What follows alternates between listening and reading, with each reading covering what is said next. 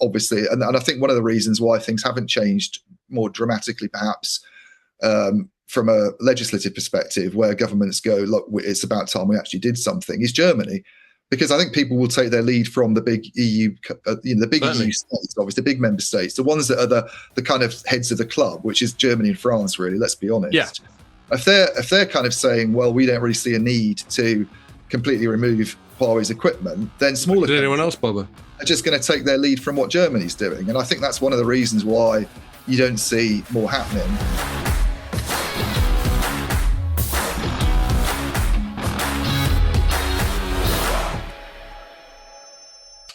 Hello and welcome to the first Telecoms.com podcast of the year. Sorry for waiting till a big chunk into January before doing it, but there wasn't much to say on the first January of the year because we only worked for 2 days. Yeah. Also, not that big a chunk. Say it again? Not that big a chunk. Well, quite. We're recording this on the 10th. Yeah.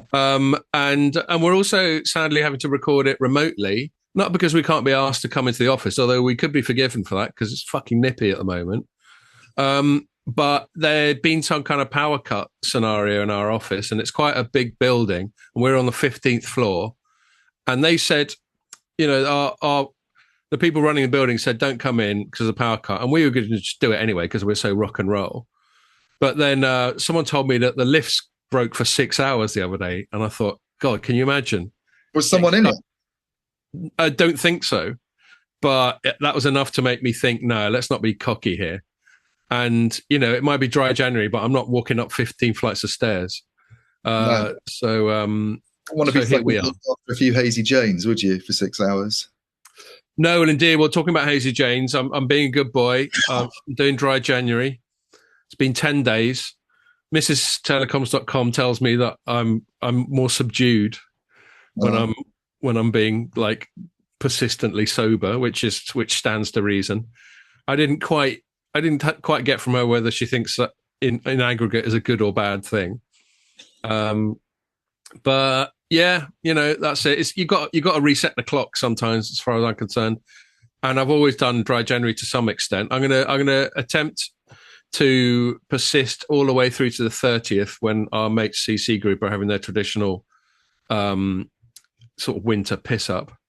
So by the time we get to the 30th, I'll probably be a lightweight and I'll just have one little bottle of Skull. One pass out.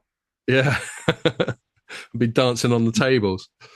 But yeah. And Ian, you said you're not doing dry January per se, but you just happen to have not drunk so far anyway. Yeah, I'm not doing dry January. I just don't really like these things that people do. Is like little these New Year's resolutions and shit. Yeah, like Movember and all. I mean, that's a bit gimmicky, but I hate all this. I'm going to not do this for 40 days. But I said I would try and cut down, and as it happens, I've not had a drink since first. So if I come in today, I'd probably have had a Hazy Jane in the office. Yeah, and I would have been staring at you forlornly. Yeah, I mean, as we're in next week, I think possibly with somebody on it who doesn't drink very much. So maybe I don't drink on that one because it might seem a bit weird if nobody else is. But yeah, so it'll be something like 4 pods, and then I'll be back on it pod wise the day after CC Group, where I may or may not have a hangover. Yeah. So we'll see. But yeah, no, for me, I totally get your point about gimmicks and artificially imposing these things. For me, it serves a function. I just get so habitual. People listens to the pod won't be surprised to hear it. I just get so habitual. And then in December, it's even worse because there's so many opportunities to get shit-faced all the time. Yeah. That it's as much to reset the habit clock as anything else. And hopefully, lose a bit of weight and just try and get yourself, just try and course correct a tiny bit. So that's the thing with me. Yeah. But anyway, I'm not going to go on about it because it's fucking tedious. But here I am, my pint of water. That's it, won't you? How do we know that's not a pint of vodka? And well, you'll probably know by the end of the pod. So yeah, that's it. And I had a pretty quiet Christmas. Didn't get up to that much. I think just the usual eating and drinking too much, but in a fairly domestic way. What about you? same. I mean, I was in the UK and my folks, which is not very far from London, and well, it's not that far from your area, really. Right. Oh yeah. Yeah. It's that like is it South Hertfordshire or is it Bedfordshire? It's I mean Amersham, Buckingham. Amersham area, Tring, Wendover, that sort of Yeah, area. that's sort of South Hart / Buckinghamshire sort of area, isn't it? Border between sort of Bucks and Hearts. Yeah, there we go. Yeah. But yeah, it was. I mean, it was nice to spend time with the family, and I always quite like Christmas, just sort of lazing around and eating and drinking and. I know what's not to like. Wallace and Gromit on TV and all that sort of stuff that the kids like. And yeah, we watched that Wallace and Gromit. It was pretty good. I didn't realize it'd been so long since they made one. I know. No, I enjoyed it. I always like those. So it was good. It's just. And the new bloke sounds exactly like the old Wallace actor. He's spot on. Yeah, he's amazing. Perfect. I mean, you would have thought it was Peter Sallis, wouldn't you? So, yeah, he did a good job there. Cool. Yeah, we're back now.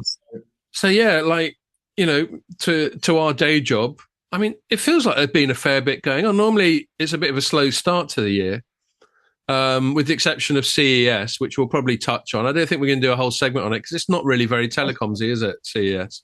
No, it's just a gadget show, isn't it? And I think with smartphones everybody thinks they're a bit boring and there's not any new well, and they are in terms of innovation. I mean, they're absolutely brilliant devices, but they're about as brilliant as they were 10 years ago. I think the only time CES is ever really a telecom show is when it coincides with the launch of a new mobile generation, maybe.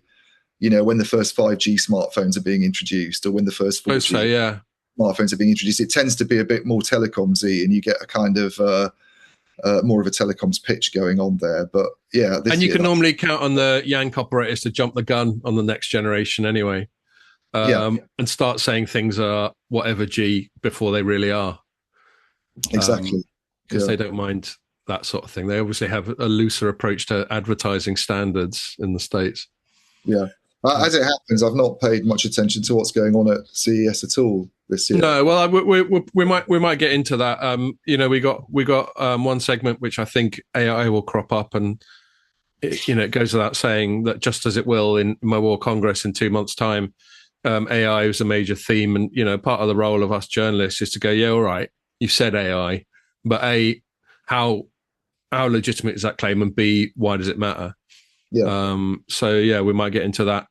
I think, you know, both of us independently, although I think in one of my stories I linked to yours, we started the year talking about the good old US versus China, as is often most sort of personified with Huawei.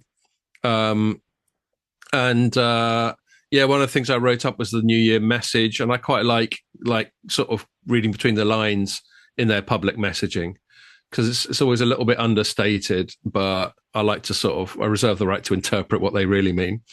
And you've got some good data on how Huawei's doing in Europe and all that sort of thing. So I think we'll cover, and there's one or two other things I went. So there's a broader category there of sort of US, China, Huawei, etc. We'll do that, and then you've written some stuff about sort of RAN technologies and to what extent sort of novel RAN technologies are taking off. Yeah. And some of that concerns AI, so that might be where we get into the AI part. And then to finish off, I think I've got a Scott Bacino self-indulgent TM story, which was, as a lot of people are probably aware of, the announcement by Meta, the owner of Facebook and Instagram and WhatsApp, that they were going to stop censoring everyone because they've realized that's a really shit idea.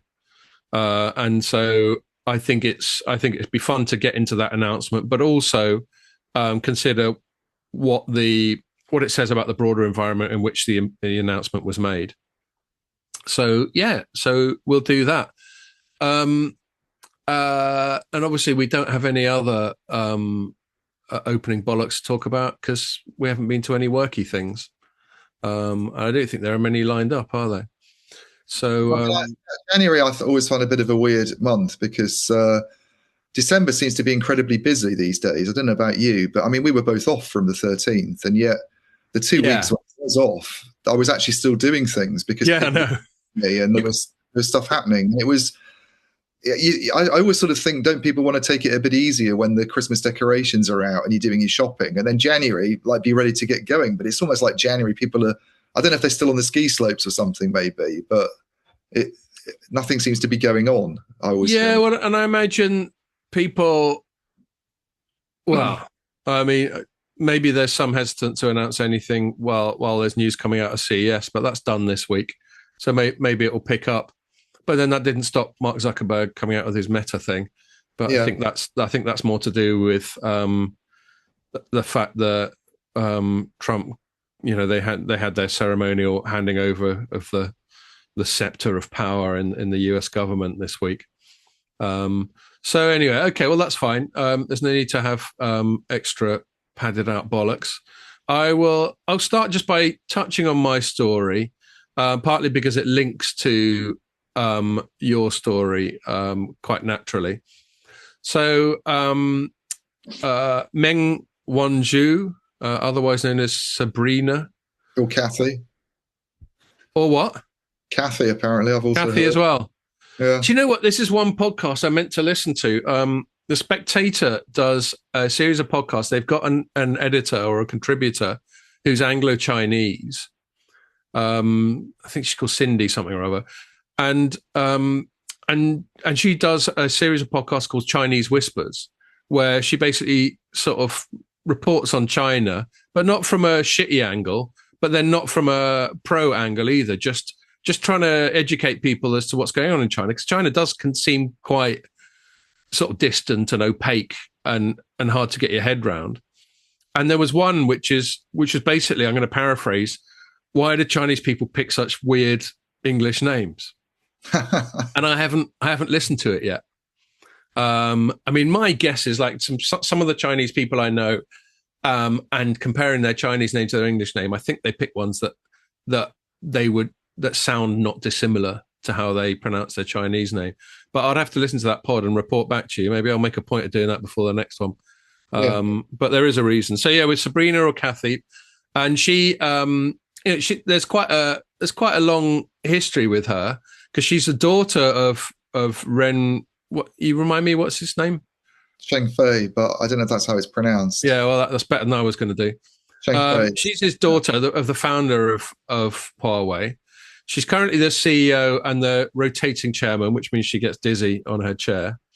But the big thing about her was a few years ago, America tried to lock her up. It was when they first started getting really aggressive with their sanctions against Huawei. And it was just after, I think, ZTE had got nabbed for circumventing US sanctions and selling to Iran or whatever when they weren't allowed to by America. Which I still maintain to some extent. Who says America gets to tell everyone else who they can fucking sell to? But there we go. We might get onto that a bit more. And then they reckon they had her banged to rights on the same thing, and she was in, I think she's got a residence in Vancouver. Yeah. And she was hanging out there, and they went to the Canadians, fucking lock her up, and then we'll extradite her. And the Canadians went, yeah, all right. And she was sort of under house arrest, and this played out over a couple of years. It's a US state, isn't it? They have to. Say it again? Isn't Canada just a US state? So they it's soon to be, apparently. Yes. Just as soon as they finished invading Greenland and Panama. Yeah, I'd like to actually ask at some point what he thinks about the prospect of going to war with the US. It's just some of the I was, so people will probably know what we're referring to, but like Trump, now president, or I think he's only fully sworn in on the 20th of January or something like that, but let's call him President Trump, had a press conference and just started going on about how, yeah, we need Greenland so that we don't run out of snow, and we and Panama Canal's run by China, so we'll have that. And Canada has got some douche in charge, so why don't they just become the 51st state? Just this sort of random trolling stuff. His comment about Canada was really funny, I thought, because it was just something like, it's just an arbitrary line anyway. It always should have been a US state or something. I know. Well, actually, another podcast I listened to this morning while I was doing my reluctant workout. someone goes, okay, so just to clarify, the border between US and Canada is just a notional, ephemeral thing, but the border between the US and Mexico needs to have a wall and alligator pits and machine gun turrets. Is that right? Have I got that clear? So anyway, it's completely incoherent, the stuff he comes out with. And it's sort of... And I suspect that border's probably changed more as well in the last 150 years than the Canadian one, that border. Yeah. Well, I mean, Texas used to be called Tejas back in the day. And what was I going to say? Yeah, on one level, it's amusing, and you think, oh, Trump, you little nutter. And then on the other level, you think, no, hold on a sec. This isn't a laughing matter. You can't just talk about maybe invading places because you fancy like building a snowman or something. So, anyway, we digress. So anyway, yeah. So back to Meng. She got under house arrest, and eventually they sorted it out. And with the help of China arresting a couple of Canadians, everyone went, all right, this has all got a bit out of order. I tell you what, you hand back the Canadians, we'll hand over Meng, and we'll fucking call it a day, which is more or less what happened. And so now she's the rotating chairperson of Huawei, and they do a New Year sort of speech or announcement or whatever. And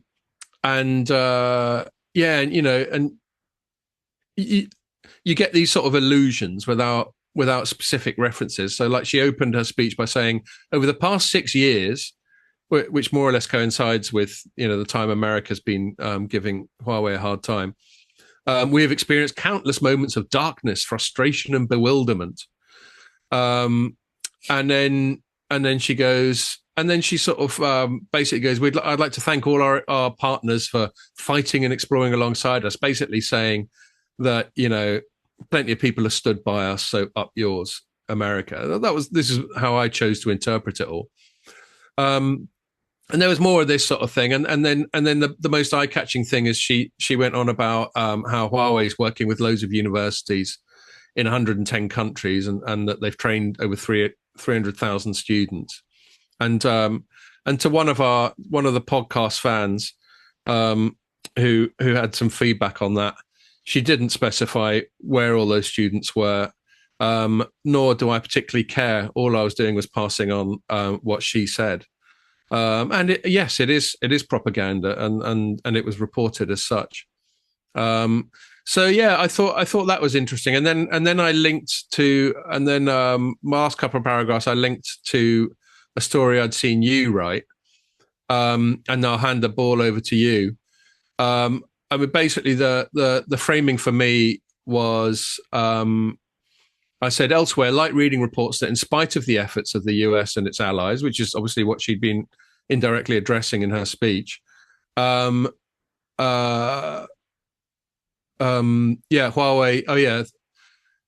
So I was quoting from your story.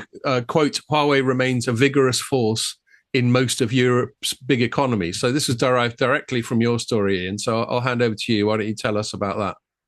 Yeah, I mean, just on your Meng stuff, I thought you did a good job picking out the interesting bit of it, really, because it was quite a bland speech, I thought, compared with the ones they often release. They usually have. I mean, she seems to have stepped into this new role since her release from detainment in Canada, and she's been back in China, obviously, and she was the CFO, I think, at the time of the detainment. That's right, yeah. And she's now obviously one of the rotating, one of those dizzy leaders, and so she's obviously in the hot seat at the moment, spinning around and having to come out with the New Year's statements. But I think in the past when they've done them, I can't remember the people like, is it Eric Wu or I think Eric Xu, is it? I can't remember the names. I'm going to get the names of the other. Eric Xu sounds... Eric Xu, is it? And I can't remember the names of the other guys who were in that kind of position. But they've been a bit more interesting, I've always thought. They've been either a bit more combative or they've had some like data nuggets in them about sales performance that you've been able to sort of latch onto and go, oh, the sales are up. Something a bit more substantial. And I'm wondering if not saying anything about sales, maybe whether we should read anything into that in given that 2024 hasn't been a particularly great year for telecom vendors. And I think when they come out with some figures a few months ago about maybe half yearly performance, or maybe it was even first 9 months, they certainly look to be doing better than the Western rivals. But they're obviously quite different looking these days. They're quite diversified.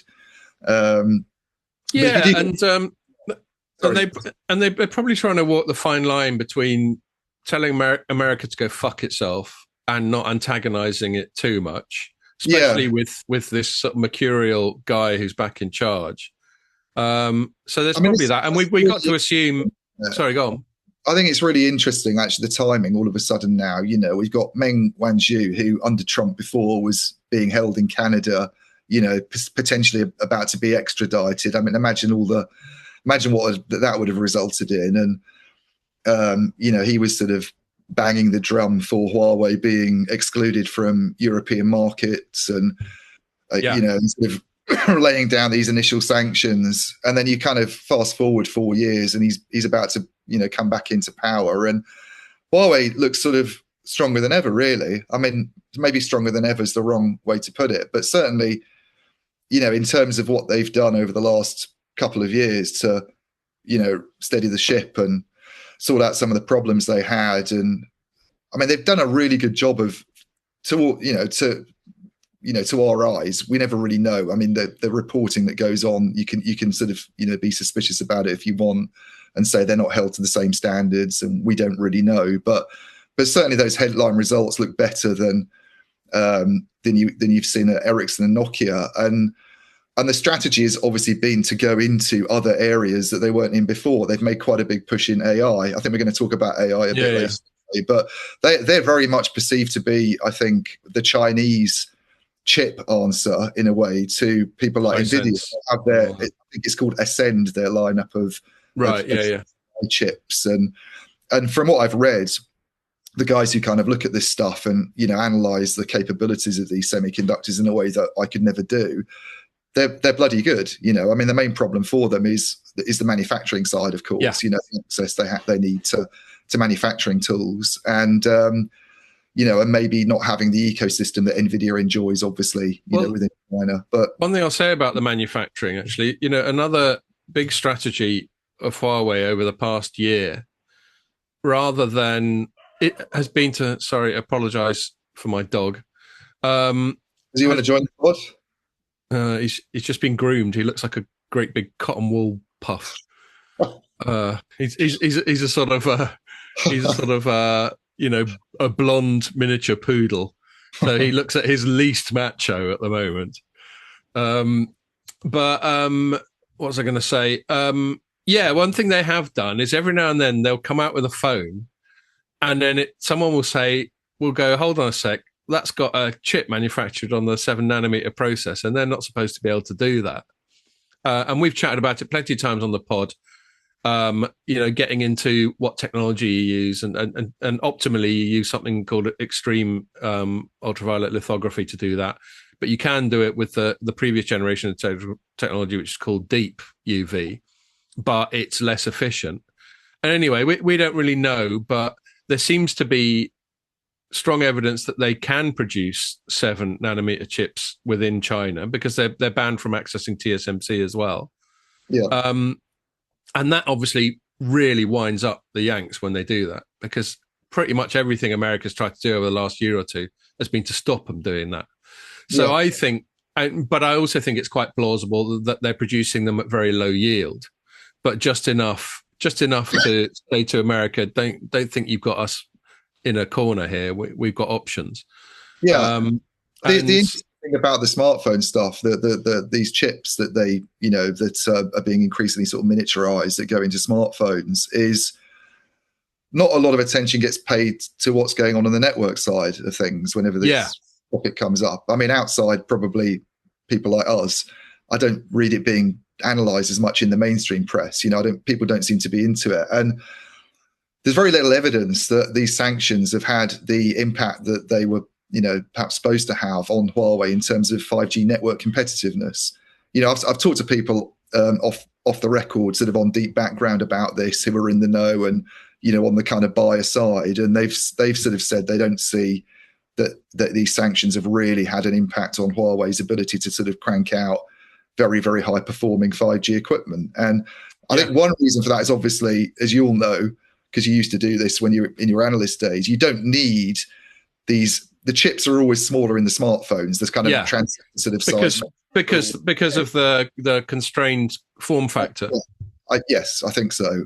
It's always a couple of generations behind on the network equipment side. So I think for a long time, things like 10 nanometers was considered to be good enough to have very, very good 5G equipment and still produce kind of quite lightweight boxes. And there are other factors that come into play as well. I mean, one area I think where it's been quite hard for the US to hurt Huawei, and I did write a story about this a few weeks ago, is on this sort of issue of power amplifiers and gallium nitride as a kind of material, a component that you would use in that, where they've long been considered to be quite a long way ahead of Western rivals. And there is another angle on that, which is rare earth metals, which China's got a lot of.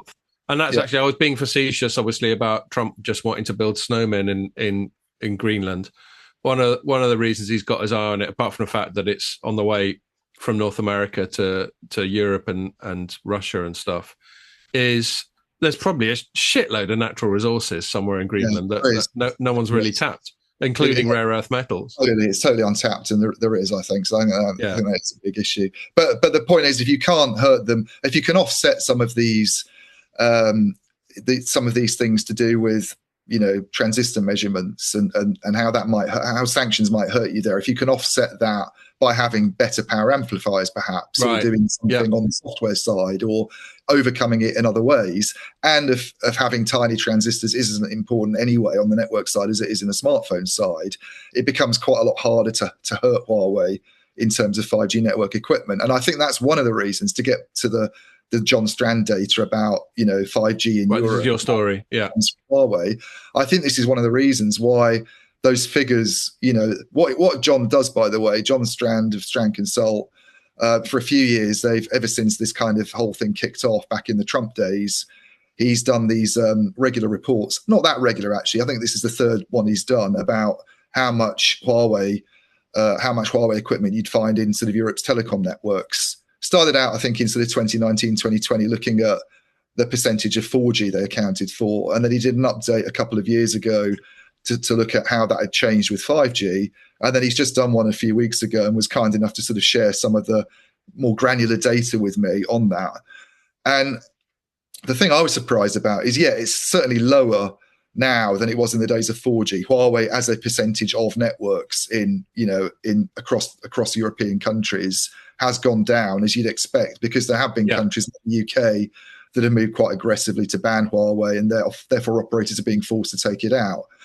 Romania is another one that's done that. I think France is trying to do it in a different way. They're just saying they won't renew licenses. But Sweden's another one that's done it. Any kind of government rule that comes through that says you have to move is obviously going to make the telcos act, because they'll get penalized if they don't. But if they're not told to do something by their governments, and there are a lot of governments that haven't done anything, including some really big ones that haven't taken steps, the telcos themselves, the only incentive they would then see to actually move away from Huawei and switch to someone like Ericsson or Nokia is if Ericsson and Nokia look a lot better on the equipment side. And I think there's very little evidence at the moment that, as I say, from people that I've spoken to as well, that Huawei's suddenly at this big disadvantage because of these US sanctions.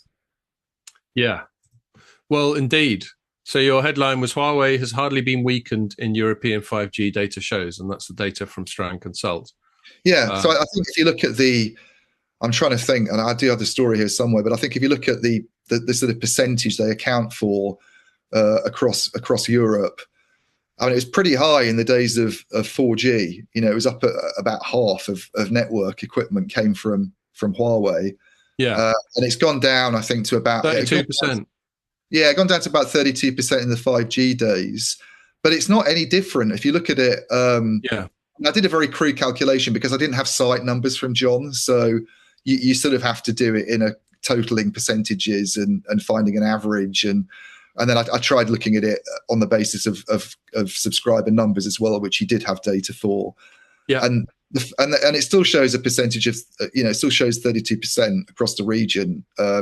His last, which you said hasn't dropped since the second quarter of 2022. Yeah. And then it's a bit lower if you do it on the basis of customers that would be using like equipment, it goes down to about 29%.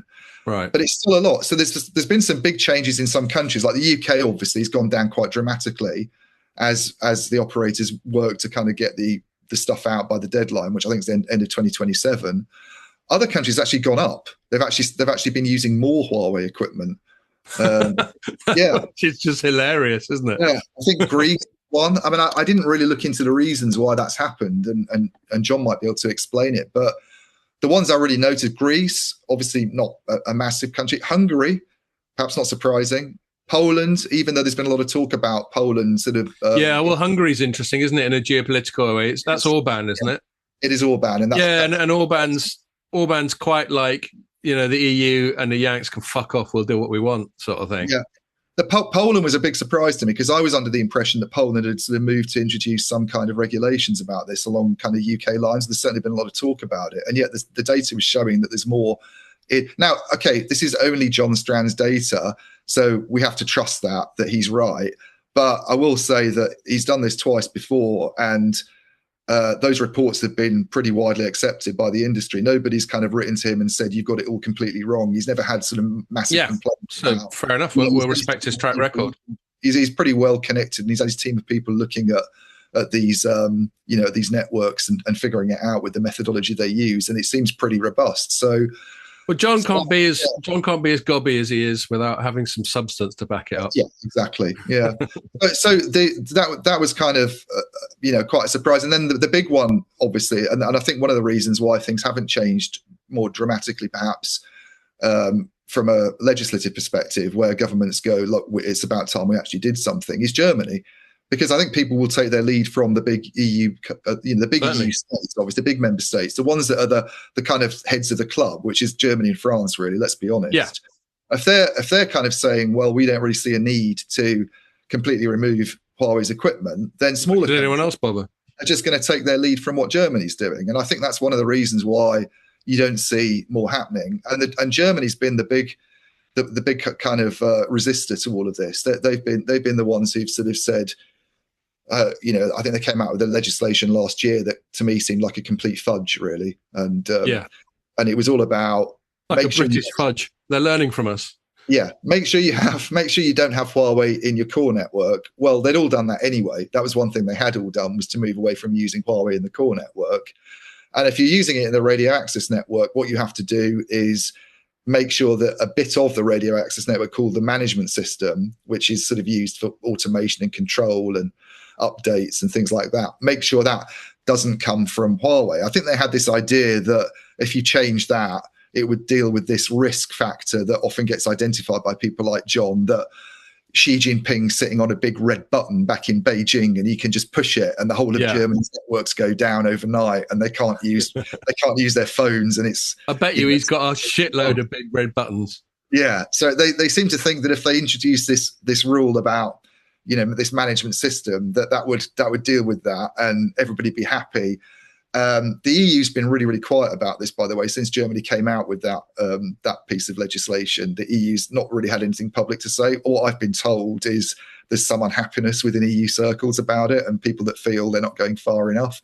The experts I've spoken to say it doesn't actually address the problem that was always that operators who were told to look into Huawei's equipment to try and identify these backdoors, the software backdoors that would allow them to sort of spy on us or do sort of dastardly things, was to do with the fact that the base station software, they could slip malicious code into that theoretically. Right. Because of OTA updates or whatever. Yeah, exactly. And the German legislation doesn't change that. You still have base station software that would come from Huawei. The only thing you need to change is this management system, which isn't the base station software. Yeah, so it is a fudge. It's like the fudge that Boris Johnson tried before Trump got on the phone and went, behave yourself. So the data for Germany, which I think I kind of included in the story, is they're on... so back in the 4G days, 57% of their 4G infrastructure was supplied by Huawei. This is according to Strand Consult, and those figures look pretty accurate from my own kind of attempts to analyze this and, speaking to people in the know. By the second quarter of 2022, the equivalent 5G figure was 59%. So it's actually gone up slightly. Wow. obviously this is, that's percentage of 5G that's been rolled out. That's Huawei. So it doesn't exactly map to the whole network, because your 5G footprint's probably going to be a bit smaller than your 4G footprint. But he basically is saying 59% of deployed 5G componentry is Huawei. And it's not changed since then. It's still 59%. And it's not surprising it hasn't changed since then, because nothing's been done, basically. The Germans have just been talking about what to do. But here's the weird thing. This is John's forecast. This is Strand Consult's forecast of what it will be in 2028, 59%. Yeah. So they don't envisage anything happening between now and 2028 on Germany actually having to do anything to move away from Huawei. And John, I'm sure won't mind us saying that he is in favour of getting rid of Huawei kits, because he very much regard it as a kind of as a threat, as a national security risk. Yeah, because he's one of the people. People fall in loosely a couple of camps. The hawks and the doves, and the hawks are like, China is, we're in a Cold War with China. They're an equivalent geopolitical threat to Russia after the Second World War, and so we'd be mad to have any of their gear in any sort of sensitive parts of our infrastructure. And that's that argument. And there's a more dovish argument, which is the one I lean towards, although it's not helped when they get caught red-handed with things like this Salt Typhoon sort of thing, although they will insist they haven't been caught red-handed, but they still keep going, I don't know what you're talking about, but it's looking increasingly ridiculous when they do. But yeah, my more dovish position is like, well, why do we have to be adversarial? Yeah, treat them as strong competitors. Yeah, except that there's to a certain degree a bipolar world now with a Chinese sphere of influence and a US sphere of influence. But why does it have to degenerate into outright hostility towards each other? And, like we were just talking before we started recording, that we've both been listening to the Rest is History podcast, which is excellent. I highly recommend it to anyone who hasn't heard of it. And it's two English historians, and they cover all kinds of shit, all the way from like the Romans up to the Second World War and stuff. And I've been listening to a lot of their stuff that covers Germany in the 30s. Which is sort of covering the build up, obviously, to the Second World War and the Nazis gaining power. And the interesting thing about that is how how does a country allow itself to fall under the sway of such a malevolent influence and leading to such catastrophe? But the reason I mention it is, I've got to the bits where we got Hitler's rationale for annexing Austria, annexing Sudetenland, annexing this, that, and the other. And it's always just going on about how, it's to secure Germany's security, it's to secure economic prosperity, it's to create this Lebensraum, this living space. There's always a claimed geopolitical pretext to it. But no I think these days, though, do they, Scott? You what? No one talks that way these days, of course. Well, this is the kind of point I'm making. It is, a bit like, again, it might be a throwaway, but Trump saying that we need Greenland to secure our economic security. Well, I mean, what the fuck does economic security mean? It just means more money, or making sure that we, I want more economic security if my employers are listening. The Danes do as well. Yeah, well, there's that as well. And so this is what bothers me about it is, throughout history, we can see examples of powerful men, and it is nearly always men, just talking themselves into war. And then, if you reverse engineer it and go back to the first inklings of sort of bellicose talk, and then it snowballs, and then Neville Chamberlain waves his bit of paper and all that sort of thing. And you sort of think, and like the chat we had off air talking about Ukraine, where I was insisting that as much as we can blame Putin, it was a diplomatic failure on our part as well. Whatever side you choose to pick on it, there's nearly always diplomatic failure that is a major contributor to catastrophic conflict. And that's what brings out a pacifist in me. Is like, can't we just dial down the rhetoric a little bit and try and get on? But there we are. It seems that's increasingly falling on deaf ears. In fact, once we've finished talking about your story, I'm going to revert back to another story of mine that I wrote on the US versus China thing. Do you have anything more to add on your Yeah, well, only to sort of wonder, because you brought Trump in now with him kind of coming back. And I have sort of speculated on this in the last few months, because we've obviously known that he's going to be coming back for a while now. Well, a few weeks, but we're now we're now seeing him come back into power with Huawei obviously still being quite a vigorous force, as I put it, in a lot of European countries. Not those sanctions, as I say, not really probably having the effect that the US would have hoped. I mean, I think they've certainly made things harder for Huawei. They've not helped it, but it's not kind of crippled them in the way that perhaps people thought it might. And I think it's probably made, here's the sort of downside to it all. I think it will have made China more determined to have self-sufficiency, which is something that they've always pitched for anyway. But and who's to say they can't do it? I think there's quite an arrogant attitude sometimes that you get with some of the hawks, who they seem to think that we will always have this lead in semiconductor technology. We will always be better than China when it comes to doing things like EUV you mentioned earlier. That's a key one, where there seems to be this arrogance that there's no possible way the Chinese could catch up and do extreme ultraviolet lithography, because it took so long to do, and it was such a hard thing to do. I just find it quite weird that people think that way. And you've seen this sort of thing was going on, by the way, back when Huawei was first formed. I remember back in the kind of, you go back to the late 90s and the early 2000s, when they were kind of in their challenger days and coming up behind the likes of Ericsson and all. And those were dismissed as sort of knockoff merchants. They were dismissed as knockoff merchants. They were like, this is how people used to talk about the Japanese at one time. You remember Japanese cars, indeed, like post-war and all that. Cheap, and they're you can get them from Asia, and they're cheap, and they just and actually Korean vendors like Samsung and LG a few decades ago were quite disregarded. And and nowadays, you go and talk to any telco in Europe these days, the CTO, and get them to talk to you honestly about this, and they probably might not want to go on the record about it, but I bet most of them would say, Huawei was the best we could get in terms of I've plenty of people have said that to me.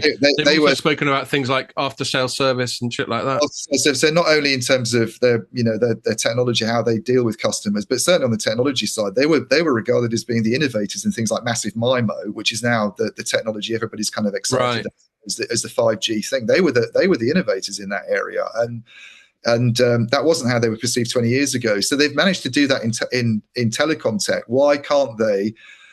I just think it's very, very likely that they will figure this problem out. Hold them back. The Chinese sort of academic capacity is pretty awesome. Yeah, I mean, I heard some throwaway stat that they got like more PhDs than we've got undergrads or some shit like that. And at risk of overgeneralizing, there is quite a study hard culture in that part of the world, not just China, but sort of East Asia on the whole. Well, and Southeast Asia. They work pretty fucking hard in India as well. And, there was actually talking about politics. There was another little kerfuffle to do with Musk and Trump at the start of the year, when they were talking about a certain visa that's offered to let skilled workers come into the US. And Musk said something typically provocative on his own platform X, and it was followed up by the other guy who's supposed to be helping him out to make the government more efficient, called Vivek Ramaswamy, who obviously you can guess from his name he's an American but of Indian heritage.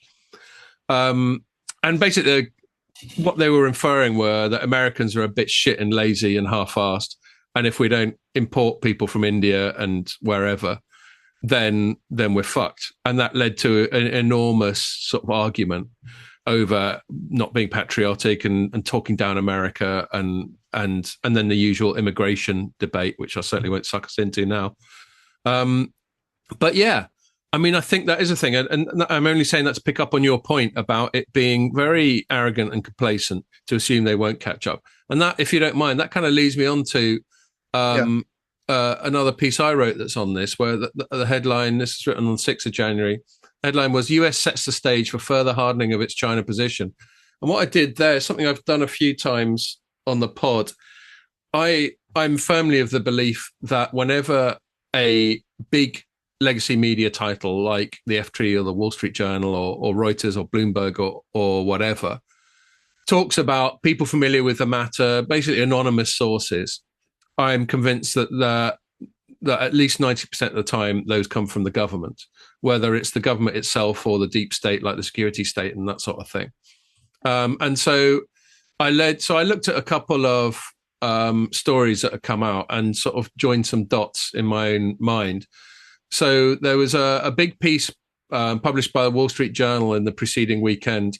So that's a weekend ago, which was headlined, "How Chinese Hackers Graduated from Clumsy Corporate Thieves to Military Weapons."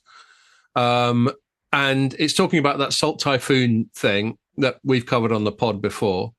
And those people familiar with the matter also just gave away a little bit of extra information about which companies had been affected. So we already knew all the big US telcos had been affected by this hack, but then we also heard that security vendor Fortinet and Cisco routers and that sort of thing had all been attacked.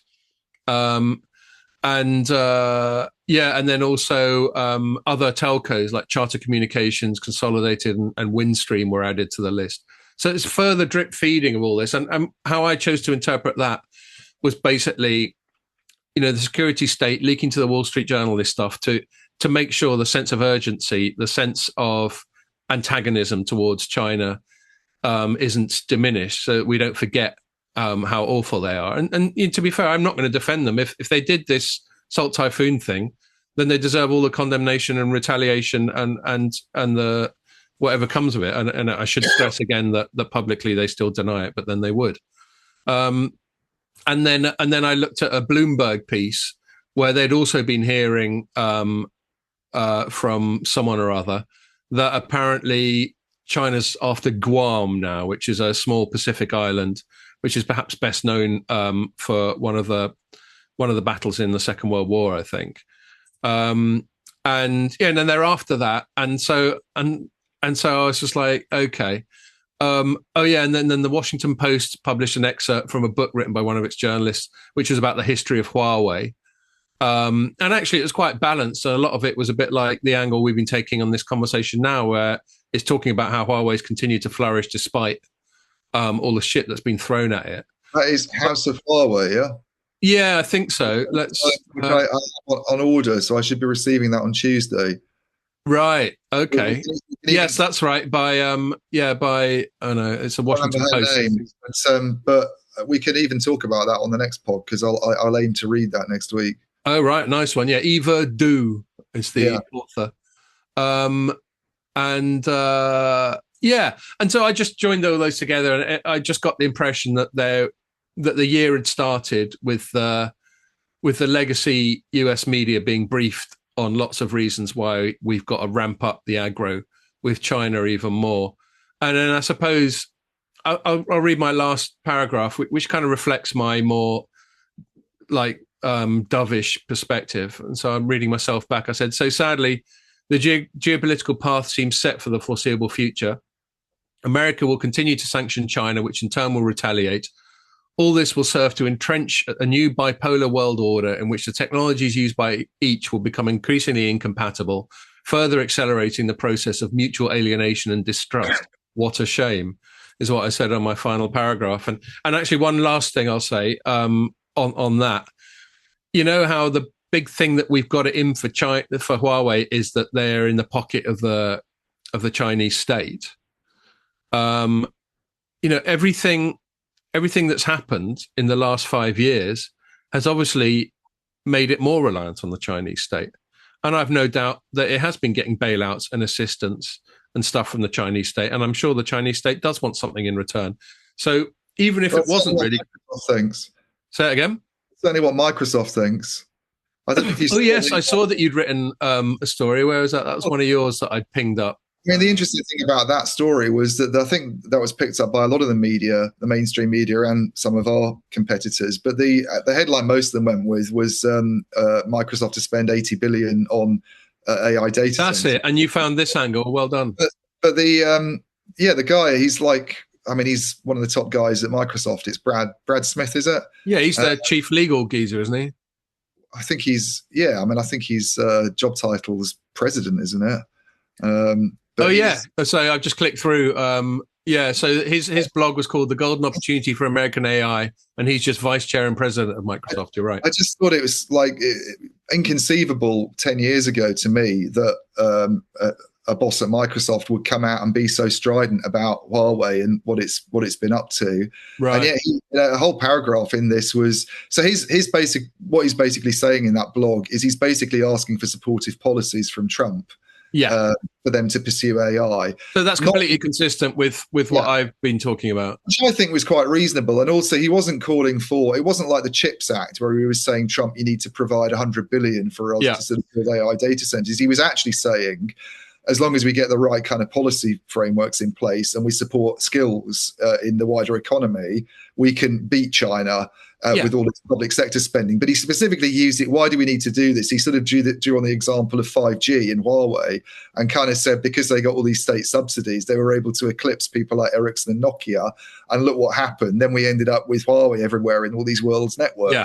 It's quite strident. It's quite sort of out there. Yeah, and the vested interest will be, here's a reason to let us do what we want at the very least. And perhaps even fucking throw us a bone every now and then. But it's funny, isn't it? The way that, I mean, this is what you do, I suppose, when you're in that job and there's a change in administration, is you kind of play to you play to the leader. And obviously Zuckerberg's been doing that recently. I know we're going to talk. Yeah, well, that'll be our final segment. But yeah, it's so politically expedient, isn't it? There was the usual kind of suck up stuff in there about what a great success your last policy was or something. Yeah. No, totally, and everyone knows that Trump's got a very suggestible ego and is very open to flattery. So okay. Well, look, actually, I mean, we've taken a fair bit of time on that, but yeah, that was just the long and short of it for me. You know, we're going to have more of the same, and I just think it's a fucking shame. That's all. Yeah. But what can you do? It's out of my hands. All right. So on the technological front, you wrote one thing, a headline that caught my eye that you wrote this week is that you said virtual RAN still seems to be not worth the effort. So why don't you tell us why? I did two pieces on sort of the topic of virtual and open RAN. Which is this open RAN by default not bloody likely? Yeah. I like that headline too. Yeah, I think I wrote that headline with you in mind almost. So tell us, start with whichever of those you want to start and give us an overview. The first one's probably not bloody likely is probably easier because it was sort of a direct response really too. And I won't bring in specific names because I don't want to, to sort of embarrass people. But I did notice this phrase getting used a bit on LinkedIn chat boards at the moment. This open RAN by default seems to be the successor to. Do you remember single vendor open RAN that we had for a while? Yes. And we seem to be moving to this open RAN by default. And what does that mean? Well, what they mean is it's got to the stage now where I think what they're getting at is that you're making your 5G products. It's become an accepted thing to do now to make them compatible with O-RAN Alliance specifications. And so that's fine. And that's fine. So I do have an issue with it though, just on that front alone. But that's the implication. I think what they're saying is that things have moved so far in the open RAN direction that there's been such widespread acceptance now by some of these guys that used to appear to be opposed to this back in the old days, like Ericsson, Nokia specifically, if not Huawei, that the specifications are just sort of baked in now by default. Now, a good example of this is Nokia won a deal last year with, I think it was Vodafone Idea, amongst other Indian operators. They had this sort of 4G, 5G work they're doing for them. And they didn't mention Open RAN at all, by the way, in the press release about that. It was all about, other 5G stuff and what they're doing and which circles they're going to cover. But I got it from pretty reliable sources that equipment will be compliant with Open RAN specifications that have been drawn up by the O-RAN Alliance.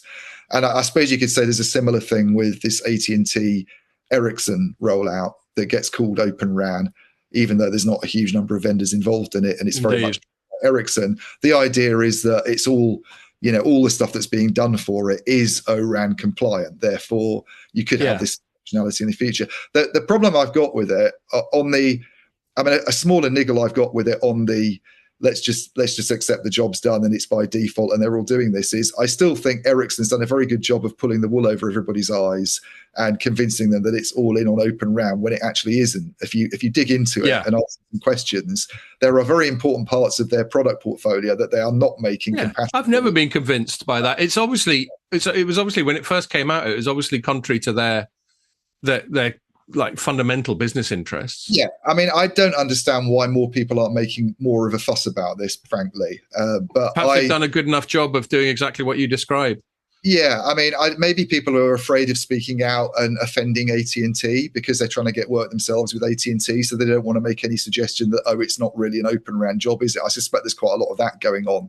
But it's quite clear, they've been pretty upfront to me about it when I've asked them. You know, I got a direct comment from them that the most sophisticated sort of purpose-built stuff they're doing, the stuff that's massive MIMO, you know, that uses these whizzy dedicated processors that are only intended for 5G, it's not cloud RAN stuff, will not be supportive of massive MIMO Open RAN specifications. And there are no plans to make them supportive of massive MIMO Open RAN specifications.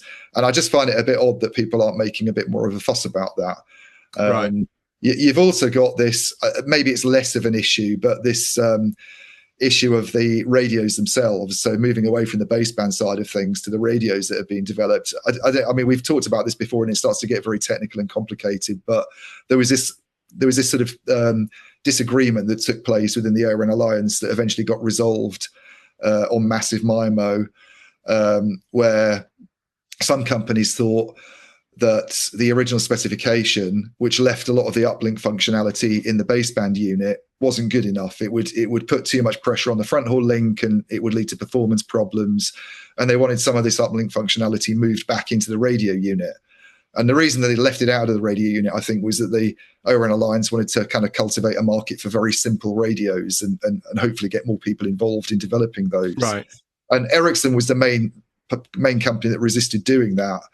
And the workaround that they eventually came up with was they said, well, you can do a radio unit that has an equalizer in, which is one of these important functions, or you can do a radio unit that doesn't have the equalizer in it, and we'll consider both of them to be ORAN compliant. But whatever you do, you have to make sure that there's an equalizer in the baseband unit, so that at least you've got support for those radios that don't have the equalizer in.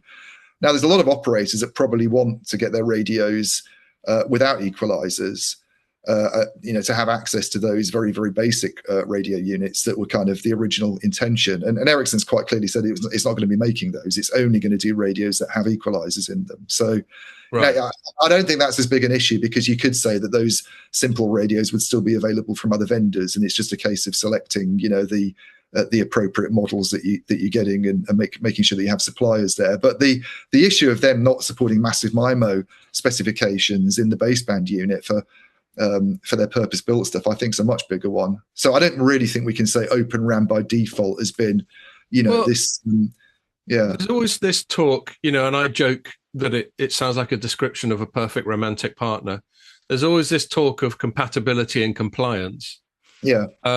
And there was a lot of that when that big AT&T deal was announced. And I sort of think, okay, so something can loosely conform to Open RAN specifications. And I can see why that's a good idea in terms of future proofing. If we accept that an upgrade cycle can be in the region of about once a decade or something, or maybe that's too long, I'm not sure. But let's say, for the fucking sake of argument, you want to install something where you can still tweak it and maintain it and optimize it over the course of 10 years. So future proofing through compatibility and compliance with nascent standards makes sense, depending on what the cost implications are and whether there's a technological hit. But whether if that alone makes it Open RAN, then it very much dilutes and diminishes the term and the concept as far as. Well, that was my other problem with it, basically, is what you said, that this idea of it being by default. Let's look at what's happening to the market at the moment, right? It made the whole RAN market, product sales, made, I think, Omdia's figures, and they're pretty reliable, about 40 billion, I think, in 2023. At the midpoint of Omdia's latest data, they expect that to drop to 35 billion last year. By the way, you go back to 2022, it was 45 billion. That's a $10 billion drop. Yeah, it's not been good. Companies. And Deloro agrees, doesn't it? Deloro is broadly in agreement. The big three kit vendors, Huawei, Ericsson, Nokia, have grown their market share in the last year. Not very much, but slightly. You have this mishmash of smaller vendors. The only one that's really got any kind of scale at all is Samsung, and even its market share is only about 6 or 7%. And then you have this. That's with all the cross-subsidizing and heft that a massive company like that can do. Others, into which falls everybody from NEC and Fujitsu, which are a little bit bigger, to the likes of Mavenir and Parallel Wireless. And these companies are not doing very well. And another story I wrote over the Christmas period was about Mavenir, because they've lost their number one spokesperson for Open RAN, John Baker. Yeah, he's been on the pod a few times. And he was there. Now, I don't know the circumstances of his leaving. I did sort of reach out to him, but he didn't respond. But I found out that he'd left. He's now changed his LinkedIn profile to say that he's not working there anymore. I'm surprised he didn't respond. Last thing he needs is you writing up scurrilous shit. I thought the story I wrote, by the way, about him was actually that was fine to him. And I don't have any grievance against John, and I wish him all the best. No, that wasn't what I was inferring. It's just I can see why, if people are being careful about their public utterances, they're probably not going to talk to you on the record. One thing I said that's kind of nice in a way about him being outside Mavenir, and maybe this won't happen, but I already noticed a comment he'd made in the last few days that was a lot more putting the boot into Ericsson than he's been prepared to be at Mavenir. Okay. Whilst Mavenir is trying to be a partner of Ericsson, he was obviously quite tight-lipped. I noticed him. I see, and now he's just yeah. And I said, maybe John on the outside of Mavenir will see some of the old John, where he was prepared to be a lot more critical of what the big vendors were doing than he has been, I think, in the last few months, where he seems to have. As I was saying, I don't think people are actually looking at some of the stuff that's going on and being critical enough of Open RAN stalling a little bit. This is the thing that annoys me when I get sort of made out to be an Open RAN critic, because I'm not a critic. I'm just saying it ain't working out. If this is working out, I know all you're doing is just not cheerleading. I mean, it's amazing how people get like that, and it can be on all sorts of topics. It can be on politics or whatever. It's like here's the thing that everyone agrees on, and you go, well, I don't fucking agree. Yeah. And they go, well, what's wrong with you? Everyone else agrees. And they go, well, because I think for myself. And if you want to know why I don't, here are my detailed reasons. But to your point about compatibility and compliance, and the broader issue with this by default is, does it matter if we've ended up with a market where the structure hasn't changed, where smaller companies are on the risk of going out of business and losing some of their key engineers, which will make it extremely hard for them to compete, where big telcos have still shown they mainly want to buy most of their products from one supplier or a couple of suppliers? What the hell does it matter if your equipment is Open RAN compatible or not? If it's all going to be, if the market structure doesn't allow you to have the option of going and saying, let's just pull in Mavenir because Mavenir is not there anymore. And by the way, I'm not aware of Mavenir actually going out of business. They're still going. Yeah. But you, as you reported on before the John Baker thing, you did a report in November, didn't you? That well, they're clearly in trouble, because the two ratings agencies have warned that they're in trouble, and they've been, and the same sources, by the way, that told me about John going were also sources that told me there were massive layoffs happening on the RAN side of things, this is something that the ratings agencies had said that they would need to restructure or default on their debts. And they had that big strategy day, and there was talk about sort of new investment. There was even talk about some Saudi oil company or something getting involved in that. I think an expression I made at the time was that it sounds like a lot of BS. Yeah, and clearly it was. Clearly it was a lot of BS. You had your main spokesperson up on stage there, and now he's gone. Later he's out, and there's no of something's going on. Something's going on. I genuinely hope, not least.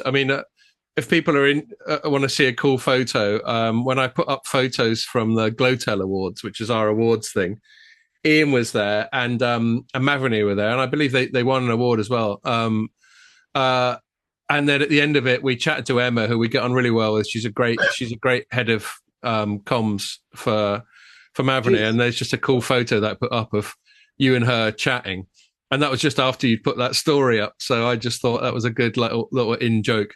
But I mean, Emma's always fine. She knows the deal, and she knows that you're just being a good journalist.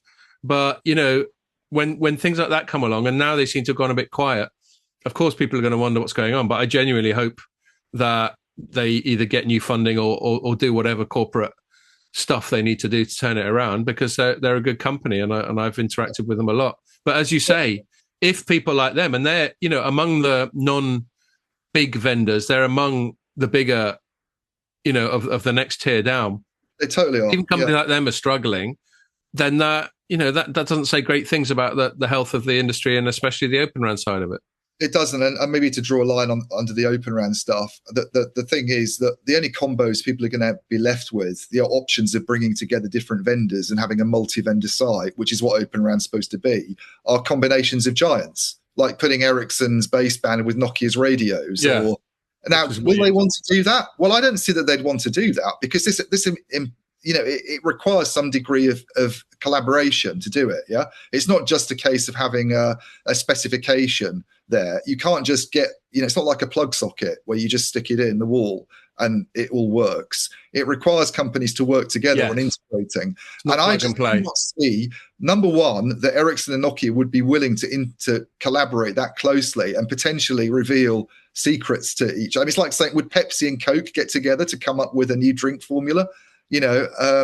I don't see that they'd be necessarily that willing to collaborate at the same site on joining together their products. Indeed. And I also don't see how that suits telcos who are calling for more diversity. How is that a positive thing when you want competition in the market and alternative options to see your big giants actually teaming up to do things in partnership? That doesn't sound like diversity to me. Yeah, and before we move on, just briefly to your other RAN thing, let's not forget a lot of the provenance, if not the provenance, a lot of the impetus behind Open RAN was the US state wanting to compensate for the fact that because it wanted to not have any dealings with Chinese vendors, that only left two, and it was an attempt to sort of artificially seed a more vibrant RAN vendor ecosystem than there was.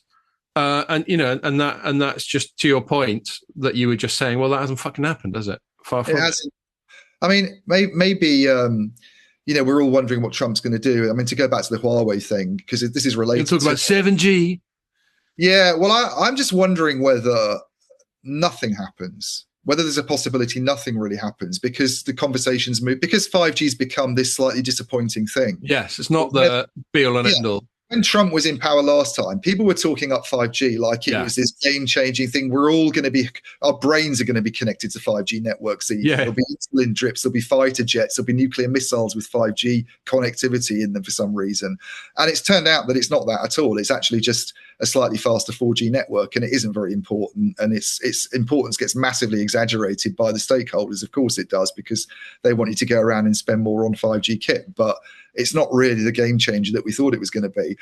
Maybe the new US administration decides it's got more important things to worry about, like AI. That's the big one really now, isn't it? Which can still result in a backlash against Huawei if they seem to be one of the main AI players from China. But that's probably where the concerns are going to be on the geopolitical front, I think, rather than 5G. Yeah, totally. Well, and we can get into a little bit of that, but I want to give you the opportunity, if you want to give us a quick overview of your other. Yes, the virtual RAN actually is an AI thing, I think. Right. Okay.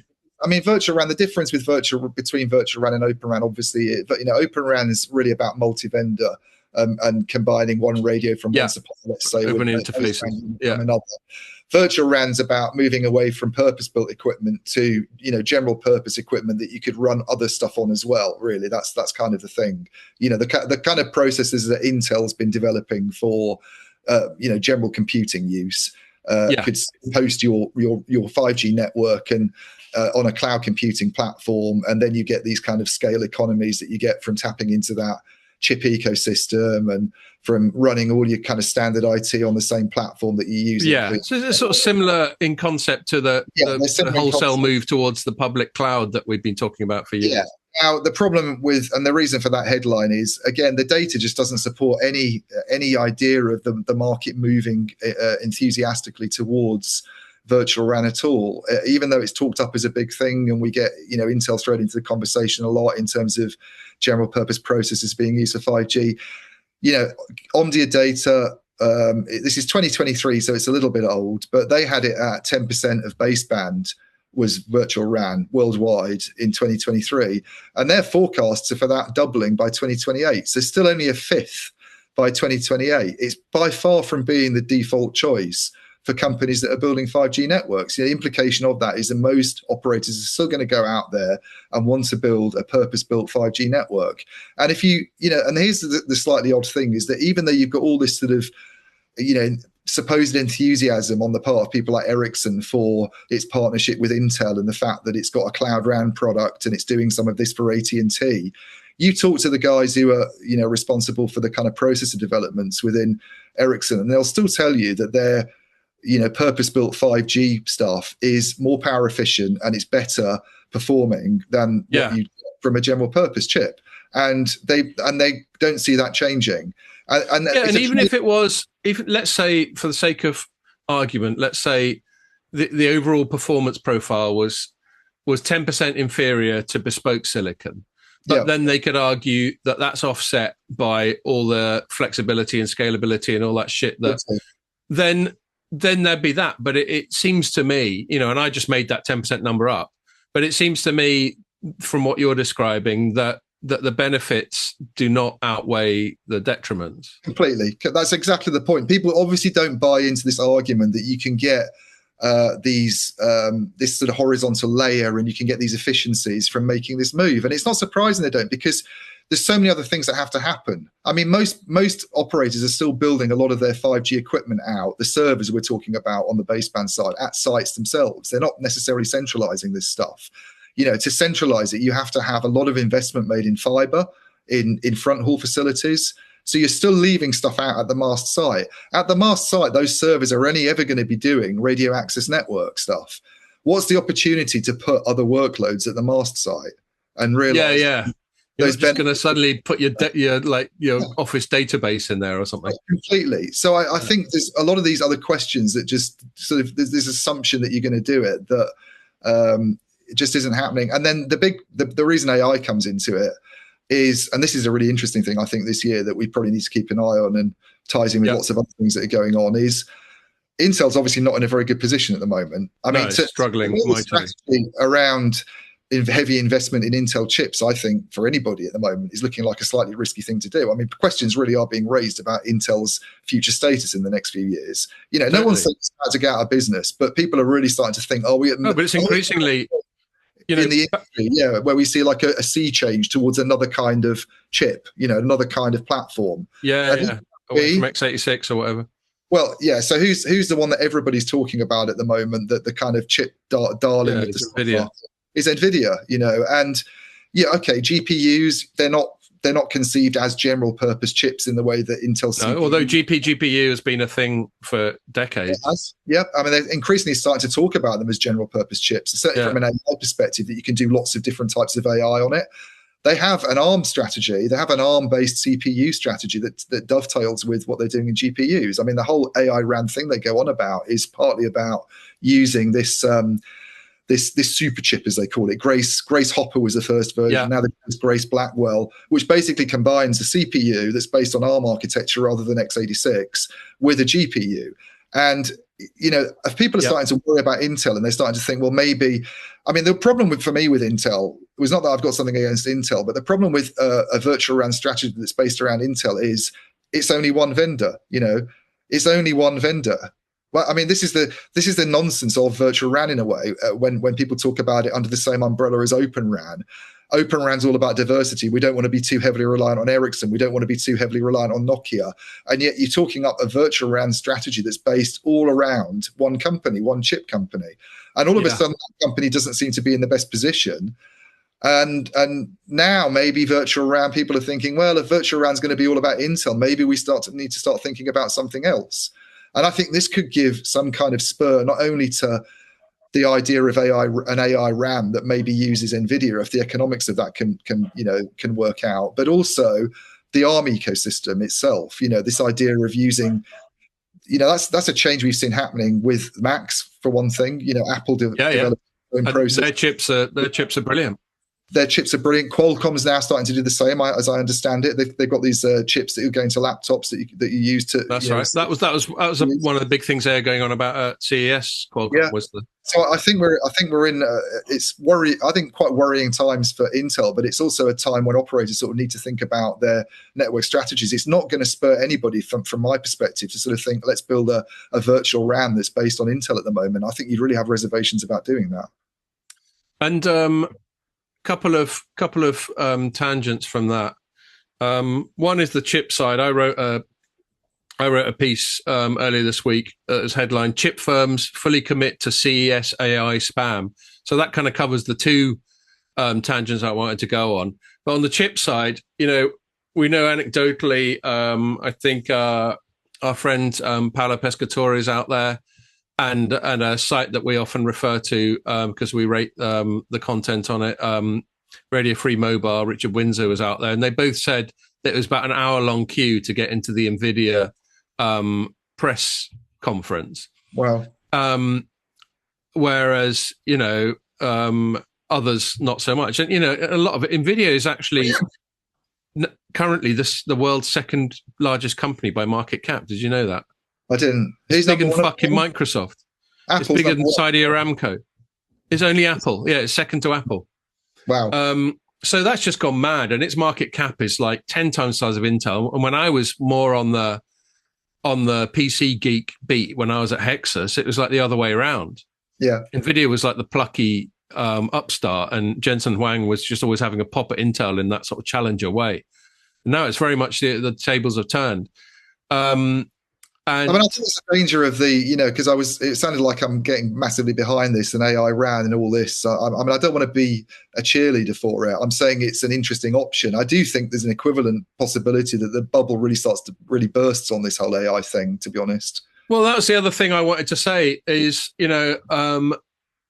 AI was a dominant theme at CES, which isn't surprising, and it'll be a dominant theme at Mobile World Congress as well.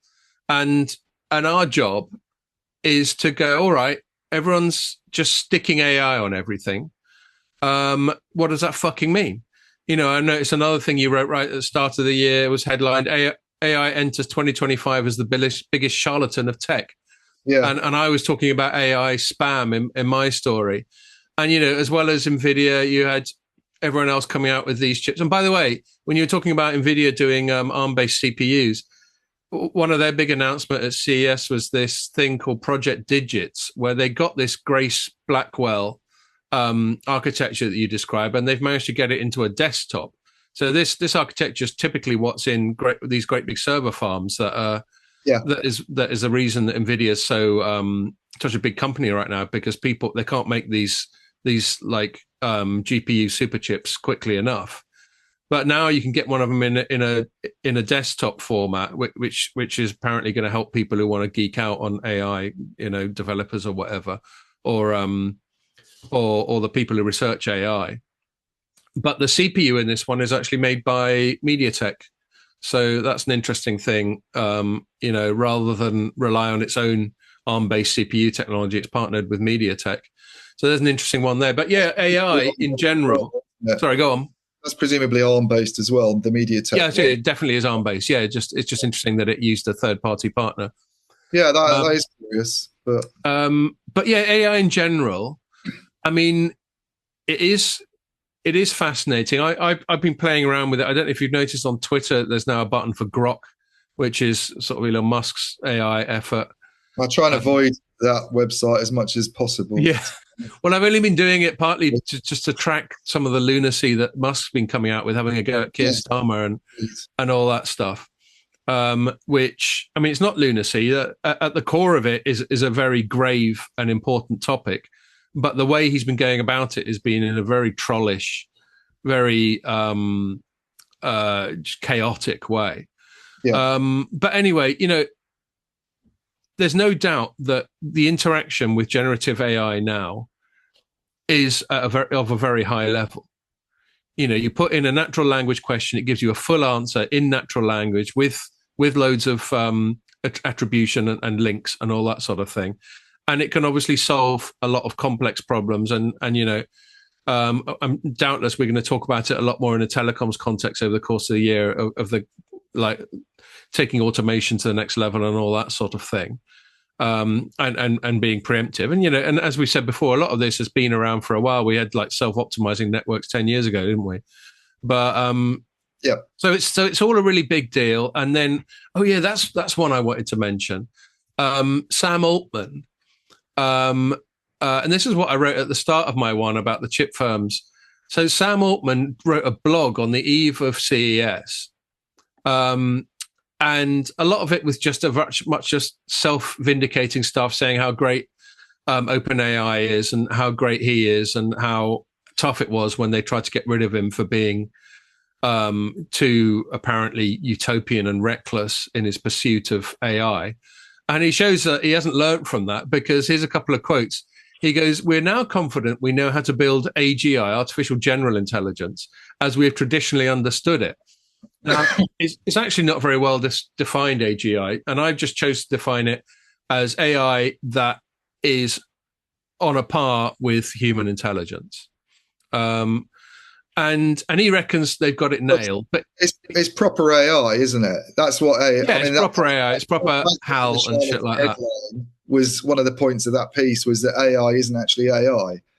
We go running around calling this thing AI that's actually very clever analytics and pattern recognition, but to suggest that it's that it's approaching anything like human intelligence in the sense of something that can reason and understand causality is just completely ridiculous. Yeah, well, it does seem to be. But the only thing I will say, talking from a position of almost total ignorance on this matter, but I'm going to sue it anyway because I'm a journalist, is maybe there is a grey area. Maybe there isn't a switch from very powerful AI of the type we've got now to AGI. Maybe there is an evolutionary path, and maybe that's what he's alluding to. Well, I'm not sure. I don't think so. And you say that you don't know that much about it to sort of comment, but you will remember being at that lunch with Nscale a few weeks ago, where I think that question was asked of the CTO of Nscale, and he said he thought that it needed some different approach to it. And I've heard other people say the same thing. You can't just keep the law of diminishing returns is already apparent with AI, that you keep throwing more processing power at this stuff. You're not getting that much more out of it in terms of, and it's costing a lot more to do it. Costing a lot, and these hallucinations are still a problem, and it's not leading to any big breakthroughs on things like causality and reasoning. You need to tackle it in a different way, basically, to get AGI. Yeah, maybe it's not going to really happen till quantum computing or some shit like that. I think Sam Altman's talking a load of bullshit when he talks about AGI. That's only the half of it, mate. Yeah. So he's going. So he says we know how to build AGI, but then he doesn't put any timescales on it, and he doesn't flesh it out. So it's very much a little tease. But then he goes, right, now that we got that nailed, he goes, that previous bit was me paraphrasing, but now I'm quoting him. He goes, we are beginning to turn our aim beyond that to super intelligence in the true sense of the word. So, and I had to look that up, because artificial super intelligence is a thing, and that basically means the eat my dust human beings. I'm off, it's pure science fiction stuff. Yeah. And he goes, that's what they're going to concentrate on now. So no wonder people are shitting themselves when he just him saying striving for them. Him saying that makes me even more doubtful about AGI now, because it now sounds like he's trying to rebrand AGI to be what now super intelligence is actually the real AI, and all AGI is going to be is a slightly souped up version. And then it'll be mega intelligence and ultra intelligence, AGI, and we're still going to be left with something that's no more intelligent than your dog, really. Yeah. Yes, which is kind of what applies to me. By the way, Friday nights. Saying all of that, I still don't undermine the shift that it could bring. I mean, it's obviously still a very powerful tool, and it has massive ramifications for jobs. Oh, yeah. And all this stuff. Even as something that isn't properly intelligent but can write a passable school essay or put together a piece of music, it's still something that's pretty amazing for one thing. Very powerful tool. But very powerful tool. I mean, Altman's also talking about like AI agents entering the workplace and all this sort of quite dystopian stuff. I'm sure he doesn't view it as dystopian. Was he the one who came out with all this bullshit about HR departments in future are going to deal with AI agents and not real people? Well, it sounds like the kind of thing he'd say. He's very much drinking the Kool-Aid. Maybe it was Jensen Huang, because he comes out with some bullshit as well, but he might have been the one going on about this. In the future, HR departments will be dealing with AI agents. Well, it could be because Jensen Huang doesn't have any kind of underlying incentive to big up AI, does he? Yeah, of course. Yeah. So I basically, like with all these things, I view a hell of a lot of topics on a sort of spectrum where you've got the two extreme positions, and the most useful discussions are about the sort of degrees between the two that we think are optimal. I think of it as like a bell curve, like a Laffer curve, where on the x-axis, the horizontal axis, you've got extreme position 1 at one end and extreme position 2 at the other end. And then on the vertical axis, you've got optimal outcome. And I sort of think a lot of situations are basically on a bell curve, but where the peak of that bell curve is varies a lot, whether it's closer to absolute position A or B. And, absolute positions on AI is utopian and dystopian. There's Sam Altman, who thinks that we should just fucking go for it. And it's all going to be good, and there's going to be no Terminator, no HAL, no Matrix. It's all good. And then there's a dystopian one, which is quite the contrary, which is like we should put a lid on it, or we'll have Arnold Schwarzenegger fucking kicking our door in. You don't want either, obviously, do you, really? You want somebody to be sensible about it. But it's pretty ridiculous for somebody to be that utopian about it without... I've not heard him come out with any reasons why we shouldn't be concerned about it. Why a super intelligence that's that much more intelligent than humanity? You know what I mean? What could go wrong?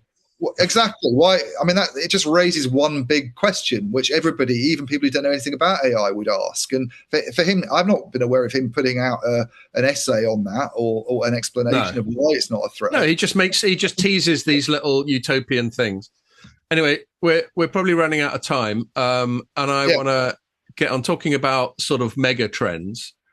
As much a cultural and political mega trend as a technological one was encapsulated by the head of Meta, and not just the head of Meta, but pretty much the sole controller. I think the nature of the share allocation is that he has the majority of the voting shares, even though he doesn't have the majority of the equity.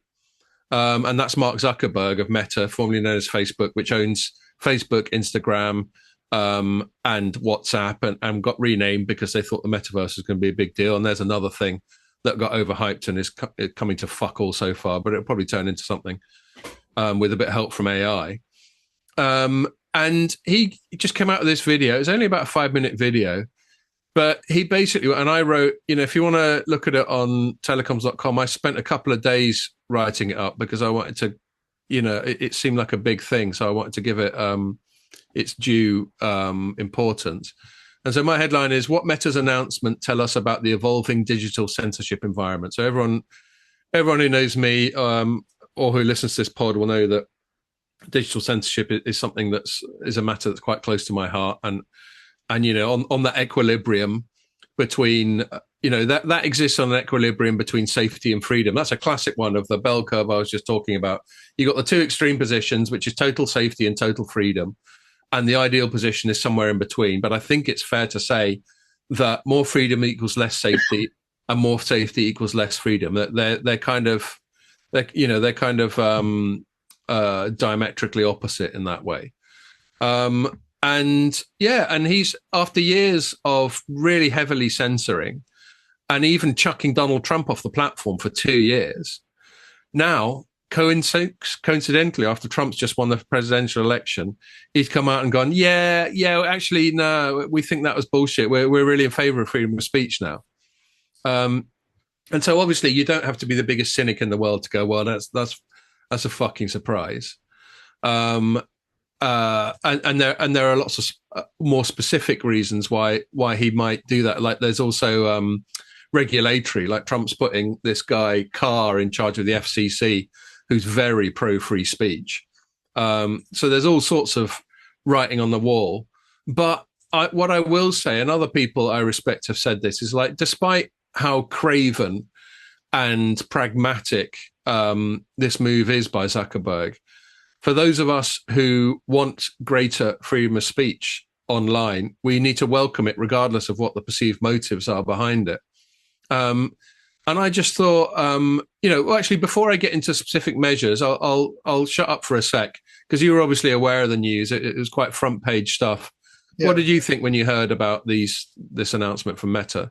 I didn't look into the details of it a lot, but I thought it was kind of politically expedient. Yeah, really, in a way that Microsoft sort of, blowing smoke up Trump's arse and saying help us with AI and all this was. Indeed. I'm kind of a fan of free speech, obviously, as a journalist, within sort of some limits. Obviously, you've got to draw the line. Although it is amazing how censorious some journalists, especially in the States, are.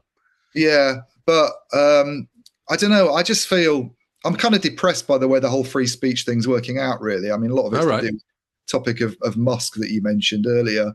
Right. That particular platform as the one that's been set up to be the kind of, the anything goes, and this is the epitome of free speech. I just think it's all really depressing. And it's free speech in history has always been these great sort of figures who were not able to say something because of what the church or the establishment thought, like Galileo or something. And you had these great debaters like Cicero going back to the kind of days of the Roman Republic, not able to say things. And it just seems to be, it should be this big hallowed principle about, being able to put forward important political views or say what you want in a civil way on any topic. And it just seems to become this sort of license to be as offensive as possible for some people, I feel. I think handled in a very good way. And I don't think like Elon Musk is the person we want really as the world's free speech champion. He's a very imperfect champion. That I would weigh in and say that if you're going to do things this way, then we suddenly start to sort of pull back from it. But you would expect there to be some kind of basic civility and a discourse that can happen where you're not sort of, it's the equivalent of going into a pub. Like, let's say you go into the pub on a Friday night and you've got a view about something and you immediately kick off on one and start screaming at people and insulting them. That seems to be a lot of what's happening on some of these social media platforms at the moment. And if you raise objections to the way it's being done, it's like, oh, free speech though. No one's ever going to reach compromise and get used to the idea of a world where we can all have our disagreements if that's the way kind of people behave, I think. And so that's the main issue I kind of have at the moment with some of the free speech stuff. And I can see in the same way that Twitter just seems to be, or X as he calls it, seems to be becoming quite a nasty place to be these days. And I personally don't want to have anything to do with that. I wonder whether, a move to complete sort of unfettered speech ends up, having the same impact on some of Meta's platforms. I don't know, but I'm kind of looking at whether we need to get away from social media as a kind of way of getting our opinions and our views across. I mean, I'm not saying I know what could replace it, but the format it takes and the way it's done on things like X, I just don't think is very helpful for anybody, really. I'm not sure it gets us anywhere. Yeah, I think those are all really good and valid points. My position on what you're describing, which is bad speech, is, and I wrote this in my piece, actually linking to Musk trolling Keir Starmer. And I'm no fan of Keir Starmer, and I think some of the underlying issues at hand do need addressing. But the way Musk gone about it, I'm not a fan of at all. And as you say, it's very uncivil. It's very counterproductive and very self-indulgent and trollish. It's also actually wrong, a lot of the stuff that he's been recirculating. Yes, no, it is. I mean, it's such about real thing, but he's totally cherry-picking sources because he's this busy man. So he'll dip into Twitter. He just happens to have the biggest audience in the world. It's incredibly irresponsible. It's incredibly irresponsible because I think it is. Because the same way you were saying, as a political leader like Trump going on about Greenland and stuff, and it's all quite inflammatory. Whatever you think, and I completely agree with you, there are questions to be asked about Labour's conduct and about this whole child abuse scandal and with Jess Phillips, what her reasons were. For the way he's gone about it is shit. The way he's gone about it, and I actually have some sympathy for Jess Phillips as somebody who, politicians have been killed in the UK in recent years by nutters and extremists on good point. kind David of Amos, was it? anti-Islam side, to have someone like Musk inflaming things and talking about releasing Tommy Robinson, this sort of stuff, I think is appalling. I've got no time for the guy anymore. Fair enough. So all those, I'm not going to push back on any of the things you said. What I'm going to argue is more a broader point of not just principle, but practicality. So what you're describing is bad speech. And as I said in my piece, after I linked to one of Musk's most unpleasant tweets at Starmer, is I said the best way to counter bad speech is with good speech, not censorship. And that's my position on the matter. I agree with that. And to your point about the pub analogy, which is perfectly valid, because, you know, one of the reasons people are so shitty towards each other on social media is because they've got physical distance. Yeah. You know, I mean, it doesn't apply to us because we're mates, but, you know, in theory, I could be more of a dick to you now than I would be if we're in the studio because you're not about to launch over the table and clock me. Yeah. You know, in a pub, there are several reasons why what you described doesn't happen. One is the possibility of physical violence. Two is the fact that I think, you know, I noticed this with my old like London mates. We'll really lay into each other on we use Signal as instant message, and we'll lay into each other on something. And then when we go to the pub, even if that same topic comes up, we talking about it in so much more civil, convivial way. So there's certainly, that's why we always prefer to do the pod face to face if we can, if the lifts aren't busted in our office. And so there's that. Because we know we won't be punching our laptop screens in frustration, yeah? Yeah, exactly. I'll just, at the end of this, I'll just walk off and give my wife an earful about what an idiot you are. So there's that. And then I think there is the fact that you've got the other advantages of being face-to-face are sort of non-verbal communications and the greater subtlety and nuance that can happen there. But to the point about countering bad speech with good speech, you go into a pub and say something racist or whatever, depending, I mean, there might be some pubs where this wouldn't happen, but I'd like to think in the vast majority of them, people will confront you. Yeah. And they'll tell you why you're full of shit. And that is my example of countering bad speech with good speech. And ultimately, back to my slider of safety versus freedom, I think to have freedom, you have to allow bad speech. It's a bit like some of the debates over the national press that we've had in the UK, where people have been outraged about shit that the Sun has written or something like that. Yeah. And I've always said, you can't have a free press and have it only be the Guardian and the Telegraph. You've got to have the Sun and the Mail as well. Yeah, that's for sure. A free press. So you got to take the rough with the smooth. And so that's my feeling on censorship on the whole. I mean, and nobody's obviously forced to go and use X and engage with it. So, you know, at the end of the day, if you don't like it, then you can stay off it. Well, that's it as well. Yeah. And one of the problems with Musk is he gets further amplified by everything he tweets. You'll get a million media reports on it because of this sort of low hanging fruit journalism that just says, let's report on Twitter. So there's that as well. But, you know, just to round off, because we're running out of time, I thought, you know, having had a good chat about the pros and cons of censorship, I thought I'd quickly tell everyone some of the actual substantial stuff that Zuckerberg said to open things up. So one, which I was quite a fan of, is he said we're going to get rid of fact checkers and replace them with community notes. Now, lots of people are freaking out about this. They're like, without fact checkers, how can we protect people from horridness? But I would argue that fact checkers are very imperfect. No one, you know, the BBC's got this absurd verify unit where they claim to be the arbiters of what's true and what isn't. You know, absolute truth is very hard to find in most circumstances anyway. And obviously the fact checkers themselves are always going to be biased because all human beings are biased. I'm biased in a sort of, a pro-freedom, small government direction. Other people are biased in other directions. Who's to say I'm right? All I can do is stridently express my opinion. So I'm quite in favour of that. So that's point number one that he's doing. And there was some funny responses to it. There was a New York Times headline, and this is quoted verbatim. Meta says fact checkers were the problem. Fact checkers rule that false. I mean, this is a serious headline. it seems like a Babylon Bee or an Onion. An Onion headline or something. Exactly, but it's actually real. The fact checkers, he said something shitty about fact checkers. Fact checkers look into it, and they've concluded he's full of shit. Well, of course they fucking have. Talk about marking your own homework, as I said in my piece. Yeah. And then he has a sort of go at cancel culture, and just quite a lot of the interesting stuff he says is he basically, from the start, he's always trying to deflect blame away from his own censorious behavior. And let's not forget, he kicked Trump off all his platforms for 2 years. So he's squarely in the shit. So he's got a lot of catching up to do with Trump. It's not like Musk, who's been chummy with Trump for a while.